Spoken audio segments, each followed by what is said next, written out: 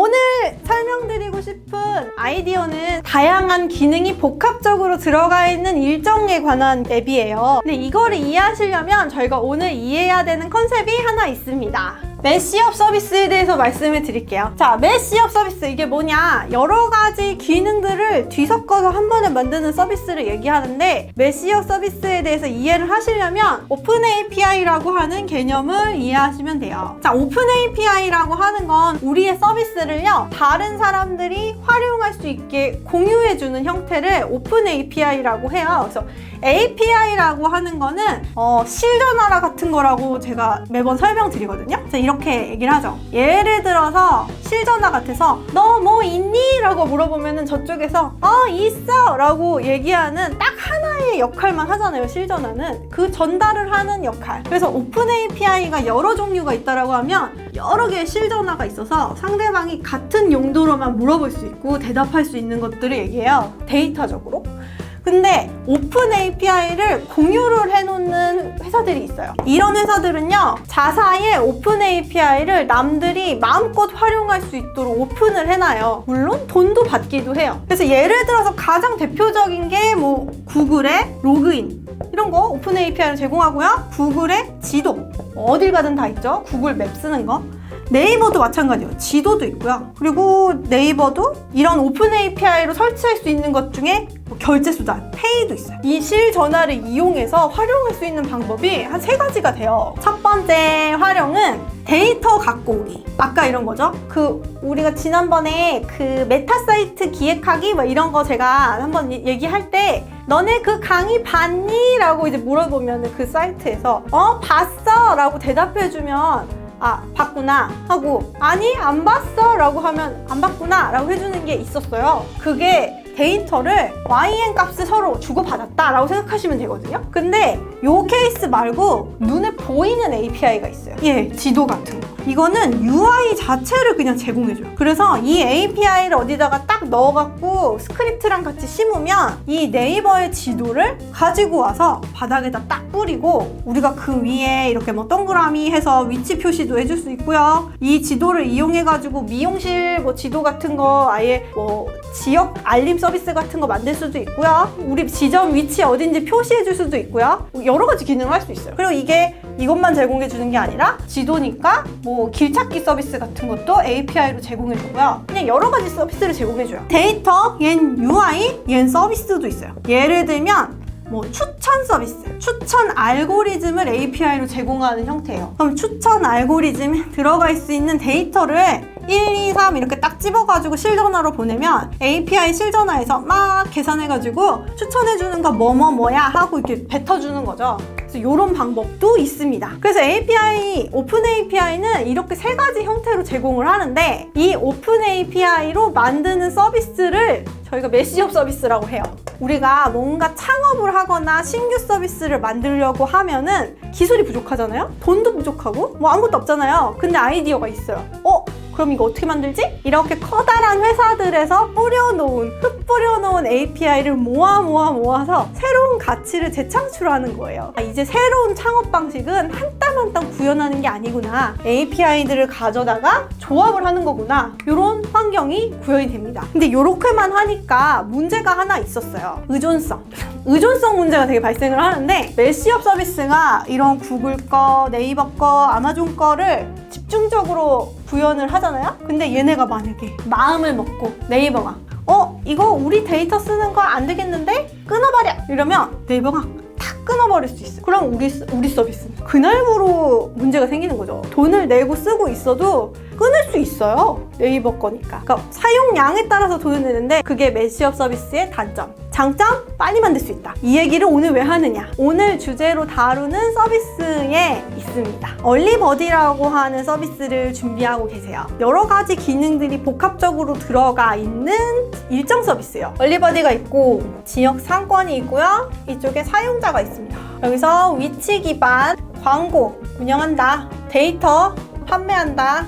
그리고 결제, 예약 플랫폼 제공한다. 이렇게 되면은 여기서 오토, 결제 수수료, 그다음에 모바일, 디스플레이, 광고비, 상권 정보 앤 데이터 이렇게 제공받고요. 사용자는 개인화, 장소 추천, 결제 통합, 그다음에 대중교통 정보 더하기 캘린더, 그리고 위치 기반 정보를 얼리버디에서 전달을 이용할 수 있고요. 그리고 사용자는 나중에 부분 유료 서비스, 특히 테마, 스킨 이런 것들 받을 수 있고, 당연히 사용자 자체가 트래픽이죠. 트래픽이고 예약 결제 서비스, 요거랑 요거랑 세트죠. 요거랑 요거 이렇게 이용할 수 있다라는 얘기를 했습니다. 자, 이거 여러분 한 방에 만들려면 어마어마한 양이에요. 당연히 스텝을 좀 쪼개봐야 될 것 같고요. 여기서 지금 스텝 1을 보려면 뭘 봐야 되냐? 일단 우리가 플랫폼을 만들고 성공을 시키려면 제일 먼저 필요한 건 누가 먼저 있어야 되냐가 되게 중요하거든요. 닭이냐 달걀이냐예요. 제가 생각했을 때 닭은 얘네고요. 상권, 정보. 달걀은 사용자인데요.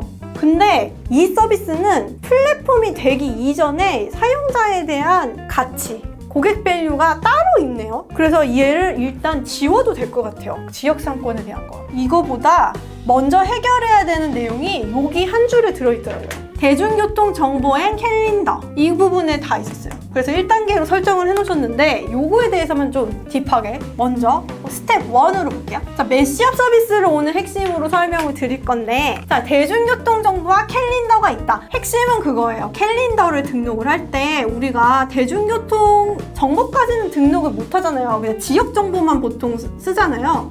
위치 정보를 써놓으면 그러면은 이 캘린더가 알아서 가는 방법이랑 그 가는 방법을 역산해서 지금 버스를 놓치면 안 돼, 이런 것까지 알려주는 거를 그걸 고민하셨더라고요. 그래서 여기 안내되는 그 문서에도 보시면 대중교통과 동시에 하나로 해결이라고 돼 있어요. 그래서 일정을 등록을 하면서 대중교통 정보를 등록을 하면 나중에 알림 설정 같은 거를 받을 수 있고 맞춤 알림을 통해서 설정할 수 있다라고 돼 있어요.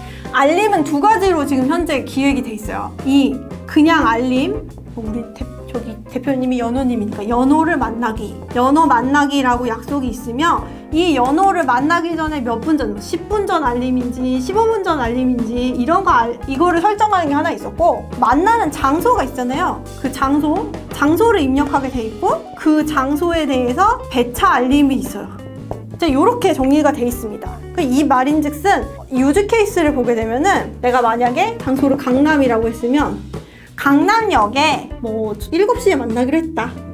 7시에 만나기로 했으면 이 강남역에서 7시에 만나려면 걸리는 시간이 있잖아요. 그 시간을 기준으로 배차 알림을 언제 보여줄 건지가 보이고, 그리고 7시를 기준으로 10분, 15분에 대해서 사전에 알림이 나오는 부분이 있어요. 우리가 일반적으로 캘린더를 쓰면 있는 기능이 이건 거고, 여기에 등록된 장소를 기준으로 이 장소에 가기 위한 첫 번째 교통수단의 배차 시간이 10분 남았는지 15분 남았는지 남은 시간을 알려줘요. 그래서 배차 알림을 설정할 수 있게 돼 있어요. 그래서 이런 식으로 잡혀 있더라고요. 그래서 이게 어떻게 나가냐면 이제 이렇게 모바일 폰에 푸시로 빵 떠요. 이번에 놓치면 10분 후에 버스 타야 됩니다. 뭐 이런 식의 내용들이 여기 나옵니다. 자, 그러면 우리 되게 느끼기에 좋죠. 고객 가치에 대해서 그럼 저희가 조금 더 어떤 식으로 흐름이 가야 되는지 한번 살펴볼게요. 이게 메시업이라는 부분부터 저희가 정리를 하면 좋을 것 같은데, 캘린더를 만약에 직접 그 기능을 다 만든다, 그럼 굉장한 낭비예요. 왜냐면 우리나라에는 이미 수많은 캘린더 앱들이 있고 그 앱들은 대부분 다 구글 캘린더 베이스로 움직이거든요. 그래서 저희가 캘린더 기능을 별도로 개발할 필요는 없다. 그럼 여기 이 앱에 이렇게 있으면 여기 달력이 이렇게 있고 일정을 등록하는 기능이 있겠죠. 일정 등록하기. 그런 기본적인 기능들은 어디서 가져온다? 구글에서 API를 가져다가 이거를 UI를 이쪽에서 커스터마이징해서 만든다. 여기서 일단 메시업 기능이 하나 들어가고요.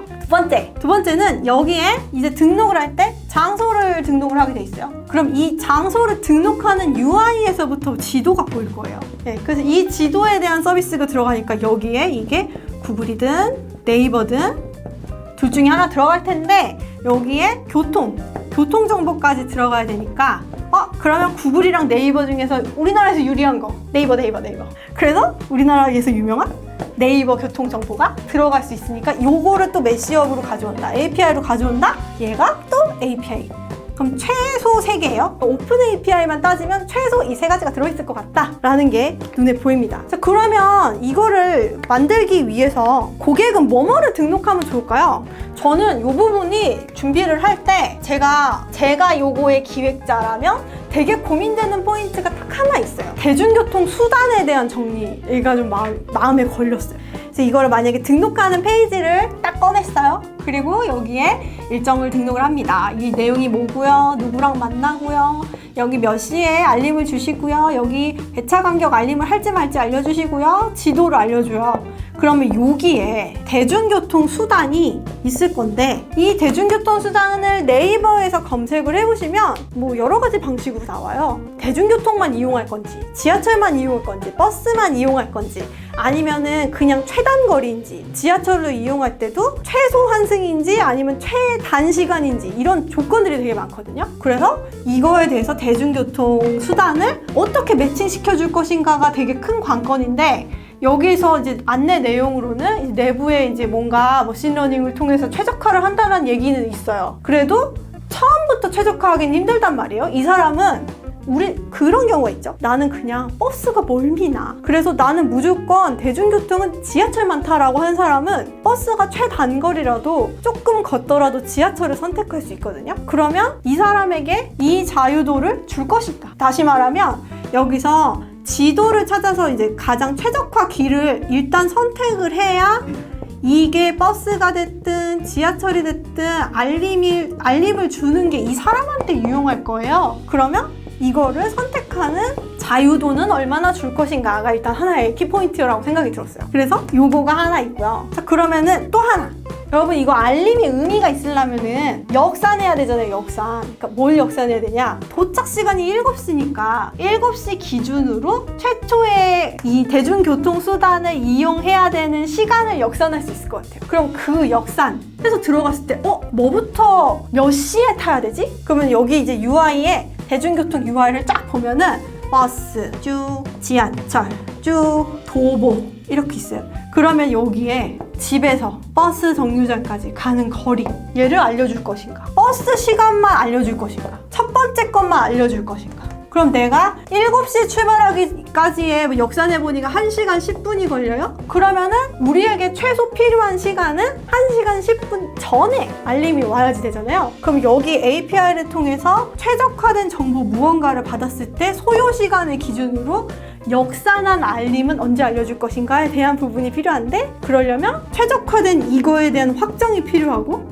내가 선택한 루트에 대한 뭔가 확신이 있어야 진짜 알림이 의미가 있었어요. 그 다음에 두 번째로 저희가 고민해볼 포인트는 타겟이요, 타겟. 지금 이 내용 스토리로 봤을 때는 이게 타겟이 대중교통 이용하는 사람이 의미가 있을 것 같거든요. 근데 이제 주신 문서에 보면 남녀노소 누구다라고 돼 있어요. 대중교통을 이용을 해서 움직이는 사람인데, 그럼 대중교통을 이용하지 않는 사람은 타겟이 아니게 되는 거죠. 근데 남녀노소 누구나라고 돼 있으니까 이 타겟팅에 대해서 되게 명확한 상이 그려지지 않더라고요. 왜냐면 제가 이해하는 30대들은 택시를 탈 수도 있고 자차가 있을 수 있어요. 자차를 타는 사람도 저는 이 캘린더를 충분히 이용할 수 있거든요. 왜냐? 여기에서 네이버 지도에서도 자차 라인도 나와요. 택시비도 나오고. 근데 또 하나 생각해보면 우리가 어차피 API 매시업이기 때문에 이번에는 내비게이션 API를 가져다가 연결시켜도 돼요. 내비게이션에서 어떤 지도를 연결을 시킬 수 있게 여기서 뭔가를 눌러가지고 보내.